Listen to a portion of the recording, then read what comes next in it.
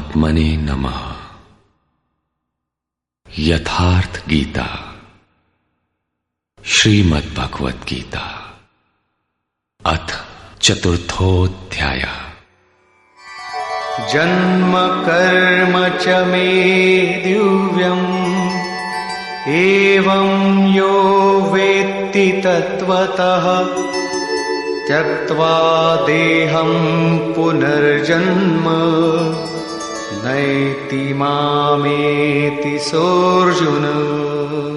अर्जुन, मेरा वो जन्म अर्थात ग्लानि के साथ स्वरूप की रचना तथा मेरा कर्म अर्थात दुष्कृतियों के कारणों का विनाश, साध्य वस्तु को दिलाने वाली क्षमताओं का निर्दोष संचार, धर्म की स्थिरता, ये कर्म और जन्म दिव्य अर्थात अलौकिक है, लौकिक नहीं है।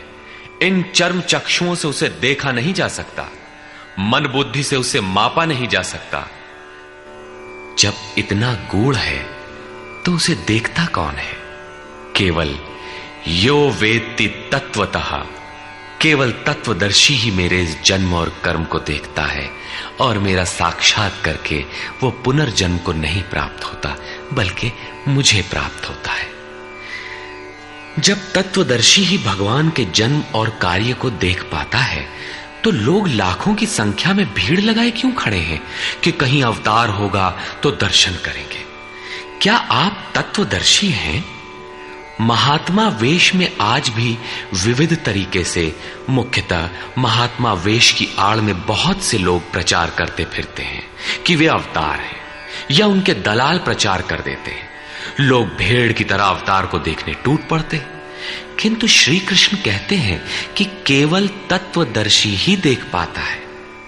अब तत्वदर्शी किसे कहते हैं? अध्याय 2 में सत असत का निर्णय देते हुए योगेश्वर श्री कृष्ण ने बताया था कि अर्जुन, असत वस्तु का अस्तित्व नहीं है और सत का तीनों कालों में कभी अभाव नहीं है। तो क्या आप ऐसा कहते हैं? बताया उन्होंने, नहीं, तत्वदर्शियों ने इसे देखा। न किसी भाषाविद ने देखा, न किसी समृद्धिशाली ने देखा। यहां पुनः बल देते हैं कि मेरा आविर्भाव तो होता है लेकिन उसे तत्वदर्शी ही देख पाता है। तत्वदर्शी एक प्रश्न है। ऐसा कुछ नहीं कि 5 तत्व हैं, 25 तत्व हैं, इनकी गणना सीख ली और हो गए तत्वदर्शी। श्री कृष्ण ने आगे बताया कि आत्मा ही परम तत्व है। आत्मा परम से संयुक्त होकर परमात्मा हो जाता है। आत्म साक्षात्कार करने वाला ही इस आविर्भाव को समझ पाता है। सिद्ध है कि अवतार किसी विरही अनुरागी के हृदय में होता है। आरंभ में उसे वो समझ नहीं पाता कि हमें कौन संकेत देता है, कौन मार्गदर्शन करता है, किंतु परम तत्व परमात्मा के दर्शन के साथ ही वो देख पाता है, समझ पाता है और फिर शरीर को त्याग कर पुनर्जन्म को प्राप्त नहीं होता। श्री कृष्ण ने कहा कि मेरा जन्म दिव्य है, इसे देखने वाला मुझे प्राप्त होता है। तो लोगों ने उनकी मूर्ति बना ली, पूजा करने लगे, आकाश में कहीं उनके निवास की कल्पना कर ली। ऐसा कुछ नहीं है। उन महापुरुषों का आशय केवल इतना था कि यदि आप निर्धारित कर्म करें तो पाएंगे कि आप भी दिव्य हैं। आप जो हो सकते हैं वो मैं हो गया हूं। मैं आपकी संभावना हूं, आपका ही भविष्य हूं। अपने भीतर आप जिस दिन ऐसी पूर्णता पा लेंगे तो आप भी वही होंगे जो श्री कृष्ण है। जो श्री कृष्ण का स्वरूप है वही आपका भी हो सकता है। अवतार कहीं बाहर नहीं होता। हां, यदि अनुराग पूरित हृदय हो तो आपके भीतर भी अवतार की अनुभूति संभव है। वे आपको प्रोत्साहित करते हैं कि बहुत से लोग इस मार्ग पर चलकर मेरे स्वरूप को प्राप्त कर चुके हैं। वीतराग भय क्रोधा मन्मया मामुपाश्रिताः बहवो ज्ञान तपसा पूता मद्भावमागता। राग और विराग दोनों से परे वीतराग तथा इसी प्रकार भय अभय, क्रोध अक्रोध दोनों से परे अनन्य भाव से अर्थात अहंकार रहित मेरे शरण हुए बहुत से लोग ज्ञान तप से पवित्र होकर मेरे स्वरूप को प्राप्त हो चुके हैं। अब ऐसा होने लगा हो ऐसी बात नहीं है, यह विधान सदैव से रहा है। बहुत से पुरुष इसी प्रकार से मेरे स्वरूप को प्राप्त हो चुके हैं। किस प्रकार? जिन जिन का हृदय अधर्म की वृद्धि देखकर परमात्मा के लिए ग्लानि से भर गया, उस स्थिति में मैं अपने स्वरूप को रचता हूं। वे मेरे स्वरूप को प्राप्त होते हैं, जिसे योगेश्वर श्री कृष्ण ने तत्व दर्शन कहा था, उसे ही अब ज्ञान कहते हैं। परम तत्व है परमात्मा, उसे प्रत्यक्ष दर्शन के साथ जानना ज्ञान है। ऐसी जानकारी वाले ज्ञानी मेरे स्वरूप को प्राप्त करते हैं। यहां यह प्रश्न पूरा हो गया। अब वे योग्यता के आधार पर भजने वालों का श्रेणी विभाजन करते हैं। ये यथा मां प्रपद्यन्ते तांस्तथैव भजाम्यहम् मम वर्त्मानुवर्तन्ते मनुष्याः पार्थ सर्वशः। पार्थ, जो मुझे जितनी लगन से जैसा भजते हैं, मैं भी उनको वैसा ही भजता हूं, उतनी ही मात्रा में सहयोग देता हूं। साधक की श्रद्धा ही कृपा बनकर उसे मिलती है। इस रहस्य को जानकर सुधीजन संपूर्ण भाव से मेरे मार्ग के अनुसार ही बरतते हैं। जैसा मैं बरतता हूं, जो मुझे प्रिय है वैसा ही आचरण करते हैं। जो मैं कराना चाहता हूं वही करते हैं। भगवान कैसे भजते हैं?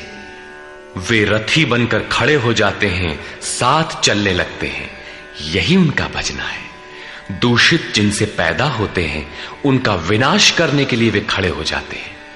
सत्य में प्रवेश दिलाने वाले सद्गुणों का परित्राण करने के लिए वे खड़े हो जाते हैं। जब तक इष्ट देव हृदय से पूर्णता रथी न हो और हर कदम पर सावधान न करें, तब तक कोई कैसा ही भजनानंदी क्यों न हो, लाख आंख मूंदे, लाख प्रयत्न करे, वो इस प्रकृति के द्वंद्व से पार नहीं हो सकता। वो कैसे समझेगा कि हम कितनी दूरी तय कर चुके, कितना शेष है। इष्ट ही आत्मा से अभिन्न होकर खड़े हो जाते हैं और उसका मार्गदर्शन करते हैं कि तुम यहां पर हो, ऐसे करो, ऐसे चलो। इस प्रकार प्रकृति की खाई पाटते हुए शनैः शनैः आगे बढ़ाते हुए स्वरूप में प्रवेश दिला देंगे। भजन तो साधक को ही करना पड़ता है, किंतु उसके द्वारा इस पथ में जो दूरी तय होती है वो इष्ट की देन है। ऐसा जानकर सभी मनुष्य सर्वतोभावेन मेरा अनुसरण करते हैं। किस प्रकार वे बरतते हैं? कांक्षन्तः कर्मणां सिद्धिं यजन्त इह देवताः क्षिप्रं हि मानुषे लोके सिद्धिर्भवति कर्मजा। वे पुरुष इस मनुष्य शरीर में कर्मों की सिद्धि चाहते हुए देवताओं को पूजते हैं। कर्म कौन सा? श्री कृष्ण ने कहा, अर्जुन तू नियत कर्म कर। नियत कर्म क्या है? यज्ञ की प्रक्रिया ही कर्म है। यज्ञ क्या है?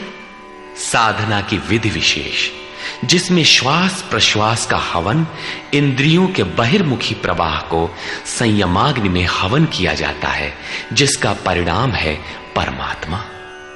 कर्म का शुद्ध अर्थ है आराधना, जिसका स्वरूप इसी अध्याय में आगे मिलेगा। इस आराधना का परिणाम क्या है? संसिद्धिम, परम सिद्धि परमात्मा, यान्ति ब्रह्म सनातनम, शाश्वत ब्रह्म में प्रवेश, परम नैष्कर्म्य की स्थिति। श्री कृष्ण कहते हैं, मेरे अनुसार बरतने वाले लोग इस मनुष्य लोक में कर्म के परिणाम परम नैष्कर्म सिद्धि के लिए देवताओं को पूजते हैं, अर्थात दैवी संपद को बलवती बनाते हैं। तीसरे अध्याय में उन्होंने बताया था कि इस यज्ञ द्वारा तुम देवताओं की वृद्धि करो, दैवी संपद को बलवती बनाओ। ज्यों ज्यों हृदय देश में वो दैवी संपद उन्नत होगी, त्यों ही त्यों तुम्हारी उन्नति होगी। इस प्रकार परस्पर उन्नति करते हुए परम श्रेय को प्राप्त हो जाओ। अंत तक उन्नति करते जाने की ये अंतःक्रिया है। इसी पर बल देते हुए श्री कृष्ण कहते हैं कि मेरे अनुकूल बरतने वाले लोग इस मनुष्य शरीर में कर्मों की सिद्धि चाहते हुए दैवी संपद को बलवती बनाते हैं, जिससे वो नैष्कर्मी सिद्धि शीघ्र ही होती है। वो असफल नहीं होती, सफल ही होती है। शीघ्र का तात्पर्य, क्या कर्म में प्रवृत्ति होते ही तत्क्षण ये परम सिद्धि मिल जाती है? श्री कृष्ण कहते हैं, नहीं, इस सोपान पर क्रमशः चढ़ने का विधान है। कोई छलांग लगाकर भावातीत ध्यान जैसा चमत्कार नहीं होता। इस पर देखें।